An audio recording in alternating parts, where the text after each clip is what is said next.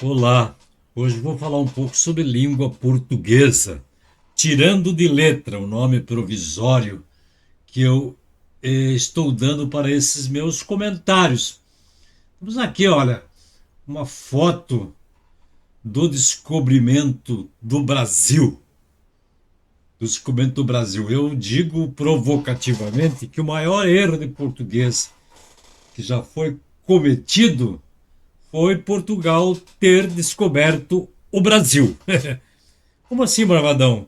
Você é contra o descobrimento do Brasil pelos portugueses? Você não gosta da língua portuguesa? Logo você que ganha o pão de cada dia usando a língua, trabalhando, escrevendo, gastando raciocínio?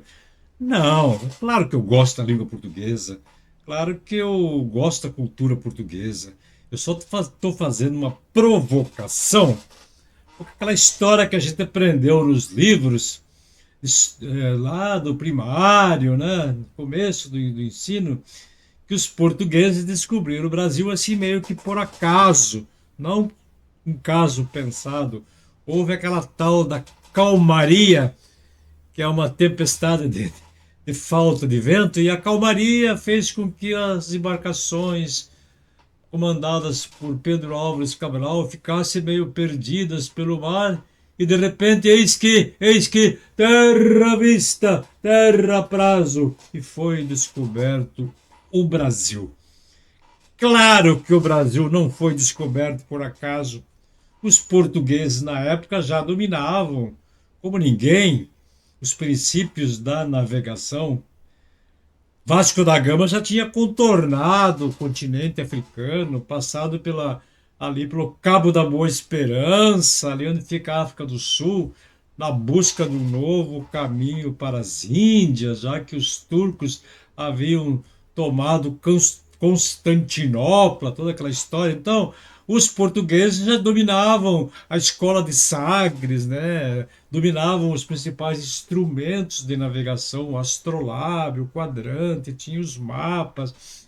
Aliás, antes disso, pouco antes, os espanhóis já tinham descoberto a América, lá no norte, né? Ali no Caribe, por ali, aquelas ilhas. A língua espanhola entrou por ali para o continente americano e se expandiu depois pelos Andes e tudo mais. Então, claro que os portugueses descobriram o Brasil porque queriam descobrir, porque se Espanha descobriu lá em cima a América, lá mais para o sul, com certeza deve ter mais terra, e é para lá que nós vamos. Foi aí, então, que Portugal descobriu o Brasil. Eles, em tese, foram em busca das especiarias das Índias ocidentais, das Índias ali do contorno da África, e acabaram descobrindo as especiarias das Índias do Brasil. E que especiarias! E foi descoberto o Brasil, e aqui estamos nós falando a língua portuguesa.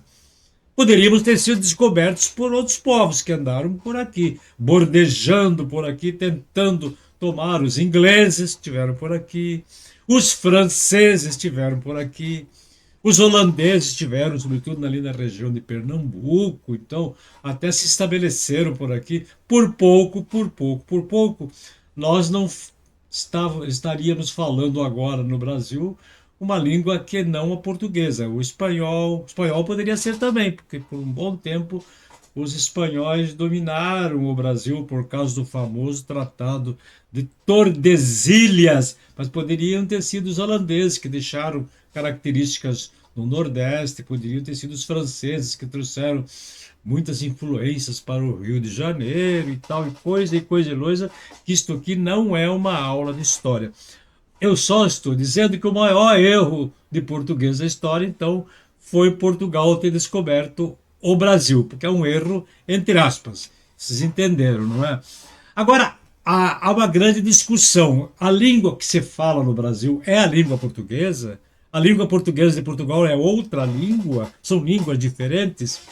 Não, não, não. Eu vou repetir aqui um ensinamento do meu querido professor e saudoso João Tortello, que foi meu professor de História da Língua Portuguesa quando eu fiz faculdade de Filosofia, Ciências e Letras. Eu fiz o curso de Letras maravilhoso curso de letras, ele falava o seguinte: Celso, Celso, ele brincava com os alunos assim: Celso, o que se fala em Portugal é o português e estilo de Portugal. E o que se fala no Brasil é o estilo da língua portuguesa, o estilo brasileiro, com as suas outras tendências.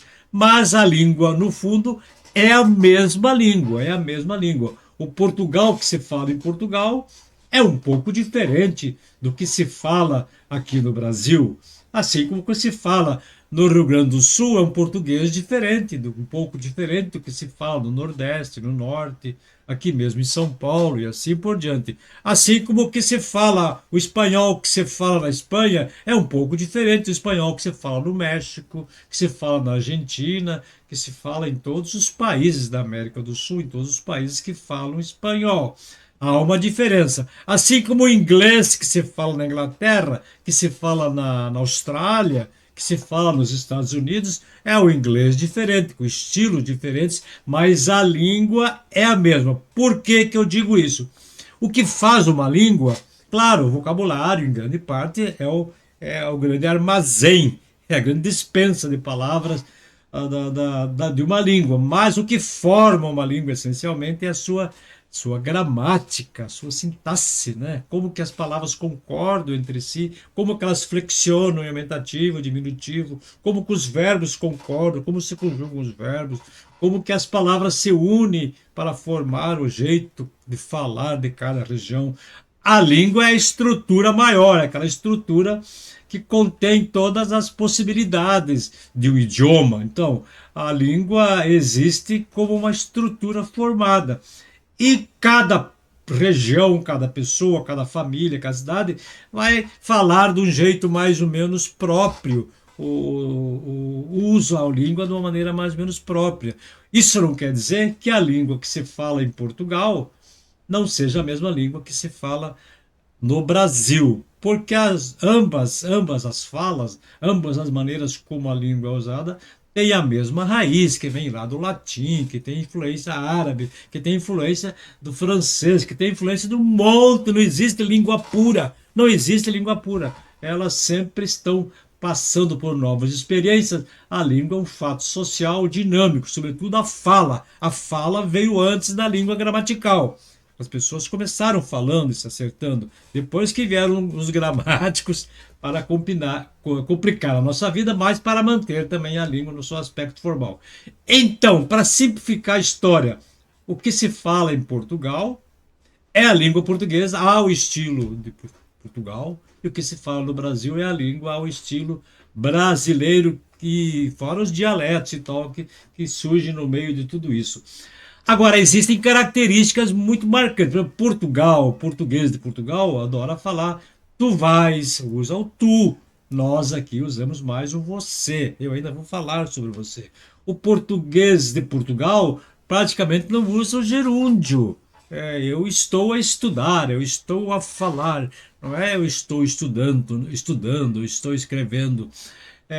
O gerúndio não é errado usar o gerúndio, não é apenas uma questão de uso e costume. O que é errado é usar muito gerúndio, fica meio inconsistente o texto, mas eu vou falar sobre isso ainda mais para frente. Então, o que se fala em Portugal, por exemplo, lá, bicha em Portugal é fila, banheiro é casa de banhos, tem uma montanha de palavras cujos significados lá são uma coisa que são outra e vice-versa e vice-versa. Por exemplo, o português de Portugal é mais formal. Ele não começa, por exemplo, me dá aí essa coisa, dá-me essa coisa, dá-me. Então ele é mais formal, usa mais o pronome. O português de Portugal, ele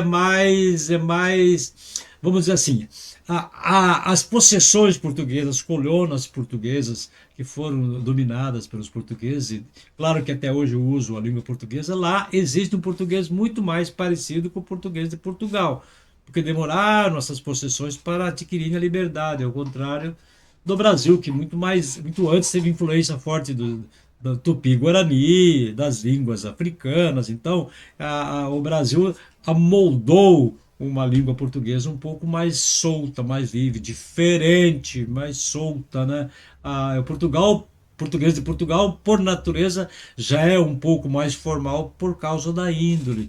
do jeito do povo, do jeito. O português de Portugal fala muito as palavras Antônio em vez de Antônio, bebê em vez de bebê, quer dizer, mas as vogais tônicas são pronunciadas abertamente, as vogais átonas são quase que não pronunciadas.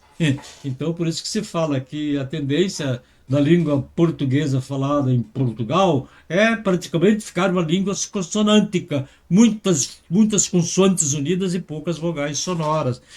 É uma característica meio atropelada, por isso que o nosso ouvido demora às vezes um pouco para captar o estilo português de se falar a nossa língua.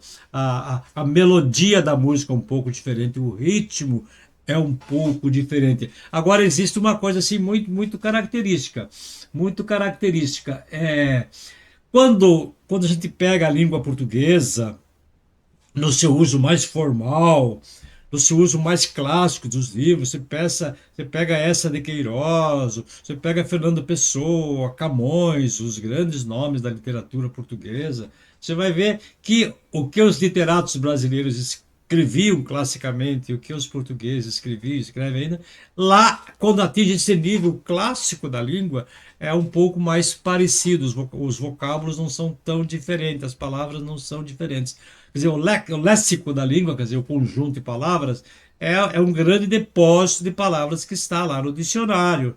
Que está lá no dicionário. Agora, o uso e costume, isso depende, né? Às vezes a palavra está no dicionário, mas não é uso, não é usual, mas não é da norma, não é da norma, mas é um depósito de palavras. Então, a estrutura e a norma. Olha, tem muita coisa para falar sobre a língua portuguesa. Eu acho, então, que por exemplo, eu não uso, praticamente eu estou a estudar, eu estou a vender, eu estou a falar, porque eu gosto do gerúndio, não usar muito, mas gerúndio como língua, como uso contínuo do presente contínuo, porque o presente é contínuo, ele nunca para, ele vai sempre vem do passado e vai em direção, passa para o presente e vai para o futuro. Então, e assim por diante. Então, há que se ter bom senso quando se fala em língua portuguesa, há que se respeitar que a língua é um fato social, uma coisa viva, é viva, a língua se multiplica, se transforma no laboratório da fala, no dia a dia, quando a gente fala, escreve, muitas coisas